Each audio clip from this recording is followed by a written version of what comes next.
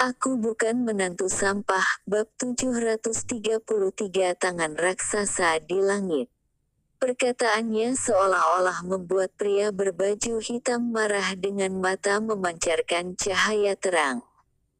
Rocky, jika kamu cari mati, sekarang aku akan membuatmu mati dengan tragis di sini. Cari mati. Rocky menaikkan kepala dengan tegas, ekspresinya sangat meremehkan. Dibunuh oleh Wind Palm kamu yang tidak jelas itu. Atau menggunakan metode mental gelapmu. Kamu yang bahkan tidak tamat dalam apapun masih berani sombong di depanku. Kamu.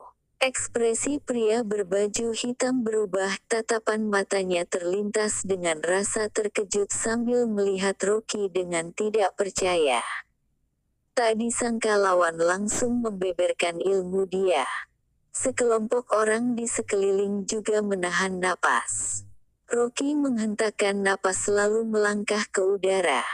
Dia berdiri di udara, kakinya seperti sedang melangkah di tangga ke arah pria berbaju hitam. Lucu sekali, aku sangat meragukan apakah dirimu sudah salah makan obat. Beraninya kamu membahas cari mati di depanku.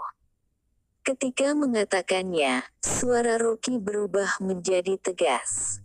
Yang mencari mati adalah kamu. Septian yang berlutut di samping menaikkan kepala dengan terkejut sambil memelototi Rocky. Dia tahu kultivasi diri Rocky sangat tinggi, tetapi untuk menebak ilmu dari lawan dalam sekejap selain memerlukan kultivasi diri, masih memerlukan pengalaman yang banyak. Rocky adalah anak muda yang kelihatan usia 20 tahunan, meskipun dia sudah berlatih sejak lahir. Tapi dia hanya hidup 20 tahunan di dunia ini. Namun lawan tidak hanya memiliki rahasia pavilion apoteker yang sudah menghilang, bahkan bisa dalam sekejap mengetahui jurus telapak tangan dan metode mental. Siapa orang cerdas ini? Sungguh membuat orang susah untuk percaya jika dia hanya anak muda yang berusia 20 tahunan. Perkataan Rocky langsung memprovokasi pria berbaju hitam. Tatapan matanya dipenuhi dengan kemarahan sambil tertawa jahat. Sebenarnya hari ini aku mau mengampunimu, tetapi tak disangka kamu mencari mati sendiri. Jadi aku akan mengantarmu hari ini untuk pergi ke dunia akhirat dahulu. Selesai mengatakannya, pria berbaju hitam menghentakkan napas sambil mengeluarkan jimat dan menggoyangkan di tangan. Dalam sekejap, langit yang cerah seketika berubah menjadi gelap dipenuhi dengan awan hitam. Guntur bergemuruh berkelanjutan, langit tiba-tiba muncul sebuah bayangan hitam yang besar sedang menekan ke arah lapangan depan pavilion apoteker. Itu adalah sebuah telapak tangan yang sangat besar seakan-akan merobek langit dan tiba-tiba menimpa daratan. Ini adalah jurus rahasia zaman dahulu, telapak tangan penahan arwah. Ekspresi Septian berubah drastis. Tadi dia masih bisa memaksa untuk tenang, tetapi kini wajahnya malah menjadi buruk dengan tatapan mata yang panik. Bisa juga mengerutkan keningnya, dia masih belum pernah melihat jurus aneh ini. Tetapi merasakan angin dingin yang berhembusan di sekitar ini pasti adalah sebuah jurus terlarang. Pria berbaju hitam menggunakan jimat di tangannya untuk mengendalikan tangan hitam menekan ke daratan. Boom!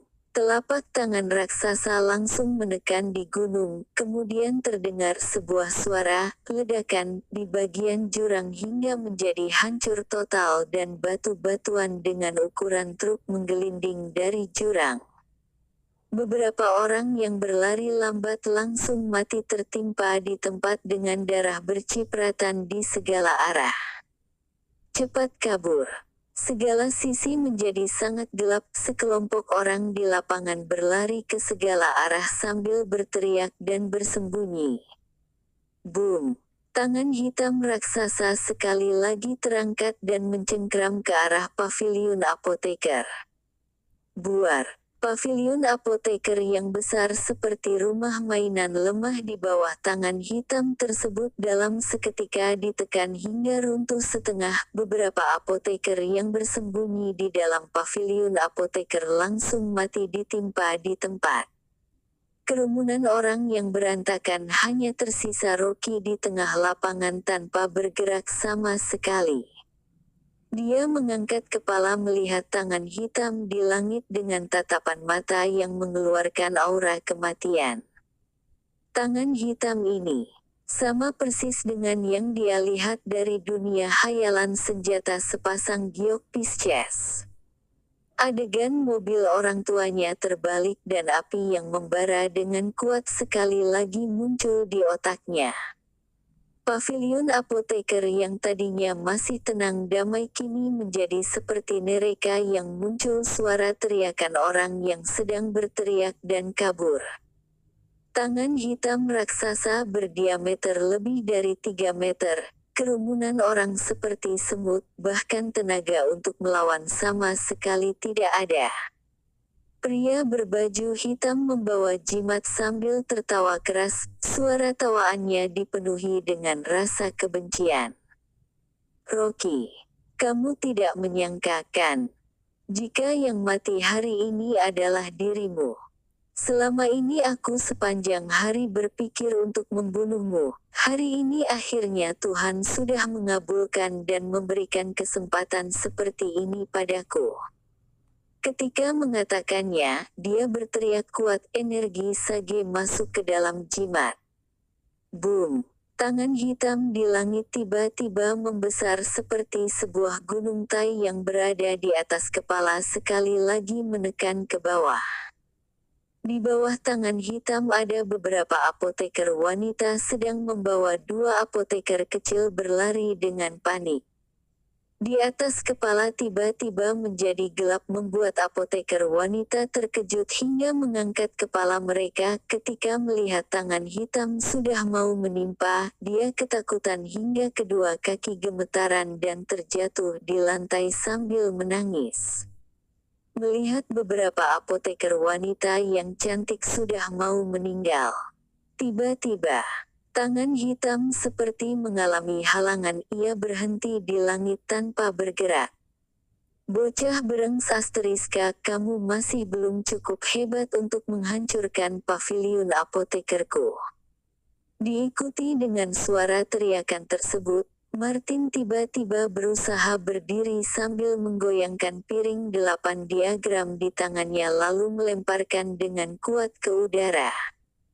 Piring 8 diagram bergoyang mengikuti udara tiba-tiba melebar hingga ukuran 2 meter lebih untuk menahan tangan hitam. Cepat pergi. Mata Martin melebar besar, sekujur tubuh bergetar sambil berteriak kepada 2 apoteker wanita. Terima kasih Martin. Beberapa apoteker wanita memberikan hormat kepada Martin untuk berterima kasih, kemudian kabur dengan panik. Pria berbaju hitam tertawa licik sambil berteriak dengan menyindir, si tua berengs asteriska, karena kamu mau cari mati, maka aku akan menghancurkan kamu.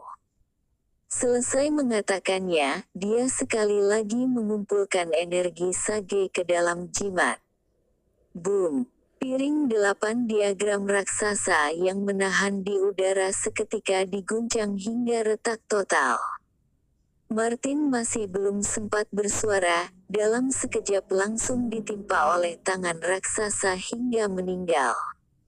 Melihat adegan ini, para apoteker langsung menangis dengan sedih.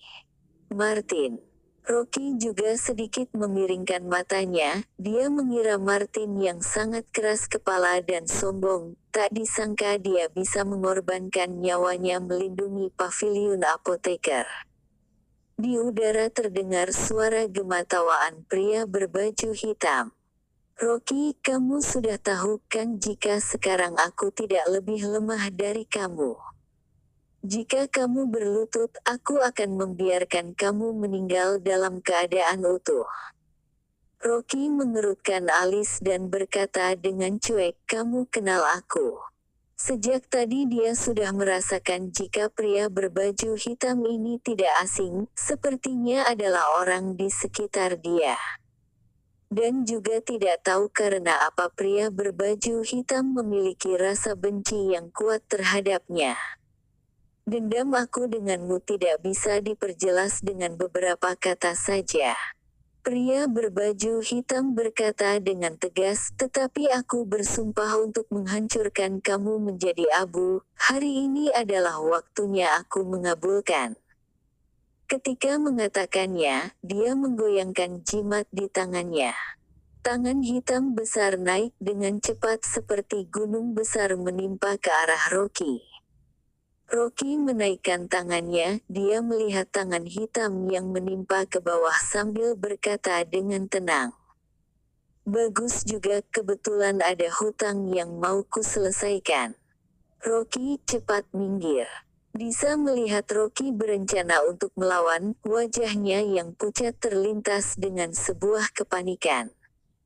Biasanya ekspresi dia selalu biasa saja, bahkan langit runtuh juga tidak bisa membuat dia mengedipkan mata sama sekali. Tapi di saat ini Disa malah merasa kepanikan. Dia sudah kabur ke pinggiran lapangan, tetapi ketika melihat Rocky masih di tempat semula, dia hanya berpikir sebentar, kemudian langsung membalikkan kepala berlari ke arah Rocky. Tidak. Dia tidak akan membiarkan Rocky meninggal. Siapa yang nantinya datang menyelamatkan Disa? Lagi pula setelah kakak pulang, jika dia mengetahui Rocky sudah meninggal karena dia tidak bisa melindunginya, dia sama sekali tidak bisa menjelaskan kepada kakak. Aku bukan menantu sampah, bab 734. Aku tidak mengurus hidup matimu. Winata dan lainnya juga langsung membalikkan badan dan berlari tanpa ragu-ragu ketika melihat Rocky tidak bergerak. Perintah yang diberikan Ray kepadanya selain menyuruh dia membantu Rocky, juga mau melindungi keamanannya. Lagi pula di luar perintah, dalam beberapa waktu berkenalan dengan Rocky, Winata memiliki rasa familiar yang tidak bisa diungkapkan. Tangan hitam seperti gunung besar perlahan menimpa dan tak bisa dihentikan. Winata dalam sekejap mengumpulkan seluruh energi sage seluruh tubuhnya, dia seperti berubah menjadi sebuah panah tajam dengan kecepatan cepat berlari ke arah Rocky. Di saat ini, Rocky yang tidak bergerak sama sekali tiba-tiba mengerutkan alis dengan ringan dan melihat ke arah Winata. Tak disangka kamu menggunakan metode mental Nine Grand, kamu murid perguruan Nine Grand. Pantas saja dia merasa aura di sekujur tubuh Winata begitu familiar. Tapi sepanjang jalan Winata tidak menggunakan metode mental, jadi sampai sekarang dia baru menyadarinya. Gawat. Teddy yang bersembunyi keluar gunung ketika membalikkan kepala melihat Rocky dikurung oleh tangan hitam, seketika dia langsung menghela napas panjang. Dia sangat menghormati Rocky, tetapi dia tidak menyangka lawan menggunakan cara kematian untuk menyelesaikannya, sungguh disayangkan. Dan juga beberapa orang berputar arah bergerak ke arah Rocky. Tampaknya mereka hanya bisa menemani untuk mati. Ekspresi Septian menjadi sangat kacau, sebelah sisi sangat menyesali kematian Martin karena melindungi orang di paviliun, sebelah sisi karena Rocky sudah mau meninggal, maka paviliun apoteker tidak ada yang melindungi lagi, dan semua akan meninggal. Ketika sekelompok orang merasa Rocky sudah mau meninggal, tiba-tiba sebuah suara lonceng yang kuat terdengar di seluruh tempat. Suara ini muncul dari bagian atas awan sehingga membuat gendang telinga orang sakit. Teddy langsung mengangkat kepala, dia melihat sebuah adegan yang tidak bisa dia lupakan selama ini. Dia melihat sebuah lonceng perunggu, seluruh sisi menyebarkan aura tegas, kemudian perlahan memunculkan sebuah sudut dari tengah awan. Lonceng perunggu yang besar seperti sebuah gunung besar. Tangan hitam yang berada di udara seperti telapak tangan bayi di depan lonceng. Pria berbaju hitam juga terkejut, dalam waktu panjang tidak bisa sadar kembali sambil berbicara sendiri. Bagaimana mungkin? Rocky mengangkat kepala, tangan kanan menggenggam sesuatu. Ini adalah sebuah alat sihir yang barusan dia buat dari serpihan Golden Bell. Golden Bell sebagai alat sihir zaman dahulu, meskipun hanya sepotong serpihan saja, tetapi juga terdapat kekuatan sihir yang banyak hingga tidak terhitung jumlahnya. Ini sama sekali tidak bisa dibandingkan dengan alat sihir biasa. Ses! Rocky berteriak dengan kuat. Tong! Sebuah suara lonceng yang kuat sangat menggemparkan, tangan hitam tersebut diserap oleh Golden Bell dan berubah menjadi sebuah asap hitam, bahkan sedikit kesempatan untuk melawan juga tidak ada. Dalam seketika awan hitam yang memenuhi langit semua menghilang, kembali menjadi hari yang cerah. Matahari bersinar, awan putih yang berkelompok, adegan neraka tadi seperti sedang mimpi. Buff! Septian terkejut hingga tidak bisa berdiri stabil, dia langsung terduduk di lantai dengan rasa ketakutan. Dia sudah hidup hampir 200 tahun, ini pertama kalinya dia melihat pertarungan alat sihir yang begitu mengejutkan, langit yang begitu gelap seakan-akan seluruh dunia seperti sudah runtuh.